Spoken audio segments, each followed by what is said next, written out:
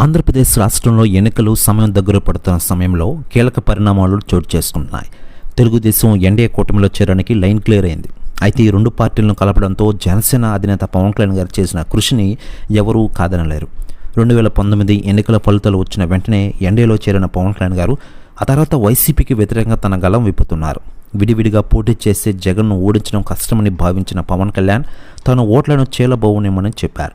అన్ని పార్టీలను కలుపుకుని వచ్చే ఎన్నికల్లో పోటీ చేసి జగన్ను దించేస్తామంటూ ఆయన 2 ఏళ్ల క్రితమే సవాల్ విసిరిన విషయం తెలిసిందే. బీజేపీ కేంద్ర నాయకత్వంతో టచ్లో ఉన్న పవన్ కళ్యాణ్ గారు రాష్ట్ర పార్టీ నేతలను మాత్రం పట్టించుకోలేదు. వారితో కలిసి నడవలేదు.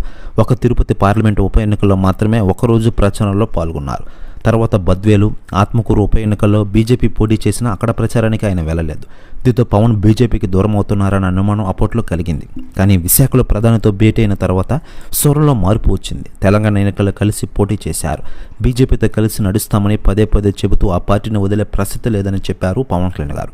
అయోధ్యలో బాలరాముడి ప్రాణ ప్రతిష్ఠ కార్యక్రమాన్ని కూడా వెళ్ళి వచ్చారు పవన్ కళ్యాణ్ గారు. ఇక ఇదిలా లేటెస్ట్గా అందుతున్న సమాచారం ప్రకారం జనసేన అధినేత పవన్ కళ్యాణ్ గారికి కేంద్ర మంత్రి అమిత్ షా గారు తాజాగా ఫోన్ చేశారట.